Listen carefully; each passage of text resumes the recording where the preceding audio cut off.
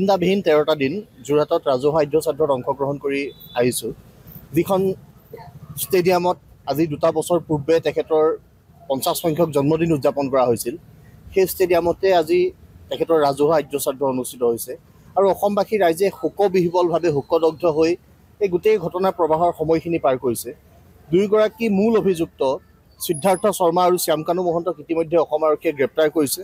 অসম আৰক্ষীয়ে গ্ৰেপ্তাৰ কৰা এই গোটেই প্ৰক্ৰিয়াটোক আমি আদৰণি জনাইছোঁ আৰু এই গোটেই ঘটনা সন্দৰ্ভত মুখ্যমন্ত্ৰীগৰাকীয়ে যিটো তদাৰকী ব্যৱস্থা গ্ৰহণ কৰি আছে, আহিব লগা সময়ত ইয়াতকৈ তীক্ষ্ণ হ'ব লাগিব, সেই আহ্বান আমাৰ চৰকাৰৰ প্ৰতি থাকিব। যিহেতু এই গোটেই প্ৰক্ৰিয়াটোত বহু উচ্চস্তৰীয় মানুহৰ নাম সাঙুৰ খাই আছে। বহু লোক, ৰাজনৈতিক নেতা, পালি নেতাৰ আশীষ পুষ্ট মানুহ এইগৰাকী শ্যামকানু মহন্ত বুলি কোৱা ব্যক্তি। আৰু সেই দালালজনে জুবিন গাৰ্গৰ নিচিনা এটা জাতীয় সম্পদক লৈ গৈ যিটো অৱহেলা কৰিলে, সিদ্ধাৰ্থ শৰ্মাৰ দায়িত্বৰ প্ৰতি যি অৱহেলা কৰিলে, গোটেই অৱহেলাৰ বিনিময়ত আমি জুবিন দাক হেৰুৱাব লগা হ'ল আৰু জুবিন দাক হেৰুৱাই জাতিটো শোকত ম্ৰিয়মান হৈ আছে।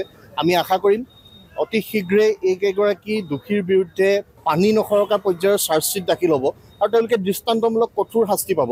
আৰু তাৰ লগে লগে ছিংগাপুৰত যিসকল লোক জুবিন দাৰ লগত এয়াৰ পাৰ্টিলৈ গৈছিল, অসমৰ পৰা ছিংগাপুৰলৈ যিসকল লোক গৈছিল, গোটেই লোকসকলক তদন্তৰ আওতালৈ আনিব লাগিব আৰু ছিংগাপুৰৰ সেইসকল লোককো ইয়ালৈ আজৰি আনিবৰ কাৰণে, তেওঁলোকক চোঁচৰাই টানি আনিবৰ কাৰণে আমি মুখ্যমন্ত্ৰীগৰাকীলৈ আহ্বান জনাইছোঁ। যিহেতু অসমৰ ৰাইজে ন্যায় বিচাৰিছে, জুবিন দাৰ প্ৰতি ন্যায় লাগে। এগৰাকী জাতিটোৰ আত্মাসদৃশ ব্যক্তি আমাৰ মাজৰ পৰা হেৰাই গ'ল। সেইগৰাকী ব্যক্তিৰ মৃত্যুৰ পিছত আমি ন্যায় বিচাৰি ৰাজপথলৈ যাব লগা হ'ল। শেহতীয়া পদক্ষেপত আমি চৰকাৰখনে তেওঁলোকক ধৰি অনাৰ ব্যৱস্থা কৰিছে, কিন্তু আহিব লগা সময়ত আমাৰ প্ৰত্যেকৰে দৃষ্টি থাকিব যে এইসকল দোষীও আন দোষীৰ দৰেই যাতে ন্যায়িক সকাহ লৈ তেওঁলোকে ইয়াৰ পৰা সহজতে হাত সাৰি যাব নোৱাৰে, সেই গোটেই ব্যৱস্থাপনাটো খুব কঠোৰভাৱে অৱলম্বন কৰিবৰ কাৰণে আমি অসমৰ মুখ্যমন্ত্ৰী ডাঙৰীয়া গৃহ বিভাগলৈ আমি আহ্বান জনাইছোঁ।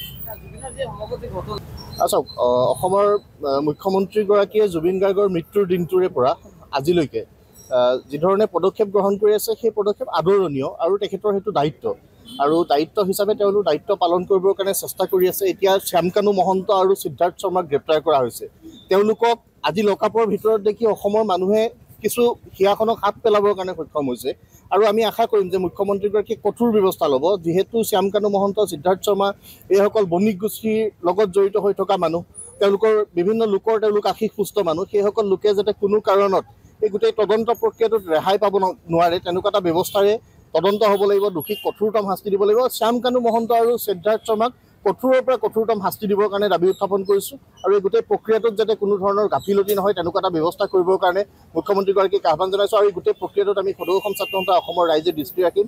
আহিব লগা সময়ত জুবিন দাৰ ন্যায়ত যাতে কোনো আমি হুমুনিয়াহ কাঢ়িব লগা পৰিৱেশ নহয়, সেই পৰিৱেশটোৰ মাজেৰে আমি গোটেই তদন্ত প্ৰক্ৰিয়াটোক আগবঢ়াই নিবলৈ আহ্বান জনাইছোঁ। চিন্তাবিহীন 13টা দিন যোৰহাটত ৰাজহুৱা আদ্যশ্ৰাদ্ধত অংশগ্ৰহণ কৰি আহিছোঁ, যিখন ষ্টেডিয়ামত আজি 2 বছৰ পূৰ্বে তেখেতৰ 50 সংখ্যক জন্মদিন উদযাপন কৰা হৈছিল। সেই ষ্টেডিয়ামতে আজি তেখেতৰ ৰাজহুৱা আদ্যশ্ৰাদ্ধ অনুষ্ঠিত হৈছে আৰু অসমবাসী ৰাইজে শোকবিহ্বলভাৱে শোকদগ্ধ হৈ এই গোটেই ঘটনাৰ প্ৰবাহৰ সময়খিনি পাৰ কৰিছে। দুয়োগৰাকী মূল অভিযুক্ত সিদ্ধাৰ্থ শৰ্মা আৰু শ্যামকানু মহন্তক ইতিমধ্যে অসম আৰক্ষীয়ে গ্ৰেপ্তাৰ কৰিছে। অসম আৰক্ষীয়ে গ্ৰেপ্তাৰ কৰা এই গোটেই প্ৰক্ৰিয়াটোক আমি আদৰণি জনাইছোঁ আৰু এই গোটেই ঘটনা সন্দৰ্ভত মুখ্যমন্ত্ৰীগৰাকীয়ে যিটো তদাৰকী ব্যৱস্থা গ্ৰহণ কৰি আছে, আহিব লগা সময়ত ইয়াতকৈ তীক্ষ্ণ হ'ব লাগিব, সেই আহ্বান আমাৰ চৰকাৰৰ প্ৰতি থাকিব। যিহেতু এই গোটেই প্ৰক্ৰিয়াটোত বহু উচ্চস্তৰীয় মানুহৰ নাম সাঙুৰ খাই আছে। বহু লোক, ৰাজনৈতিক নেতা, পালি নেতাৰ আশীষ পুষ্ট মানুহ এইগৰাকী শ্যামকানু মহন্ত বুলি কোৱা ব্যক্তি।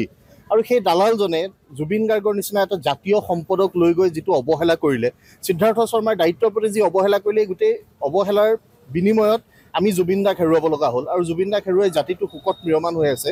আমি আশা কৰিম অতি শীঘ্ৰেই এইকেইগৰাকী দোষীৰ বিৰুদ্ধে পানী নসৰকা পৰ্যায়ৰ চাৰ্জশ্বীট দাখিল হ'ব আৰু তেওঁলোকে দৃষ্টান্তমূলক কঠোৰ শাস্তি পাব। আৰু তাৰ লগে লগে ছিংগাপুৰত যিসকল লোক জুবিন দাৰ লগত এয়াৰ পাৰ্টিলৈ গৈছিল, অসমৰ পৰা ছিংগাপুৰলৈ যিসকল লোক গৈছিল, গোটেই লোকসকলক তদন্তৰ আওতালৈ আনিব লাগিব আৰু ছিংগাপুৰৰ সেইসকল লোককো ইয়ালৈ আজৰি আনিবৰ কাৰণে, তেওঁলোকক চোঁচৰাই টানি আনিবৰ কাৰণে আমি মুখ্যমন্ত্ৰীগৰাকীলৈ আহ্বান জনাইছোঁ। যিহেতু অসমৰ ৰাইজে ন্যায় বিচাৰিছে, জুবিন দাৰ প্ৰতি ন্যায় লাগে। এগৰাকী জাতিটোৰ আত্মাসদৃশ ব্যক্তি আমাৰ মাজৰ পৰা হেৰাই গ'ল। সেইগৰাকী ব্যক্তিৰ মৃত্যুৰ পিছত আমি ন্যায় বিচাৰি ৰাজপথলৈ যাব লগা হ'ল।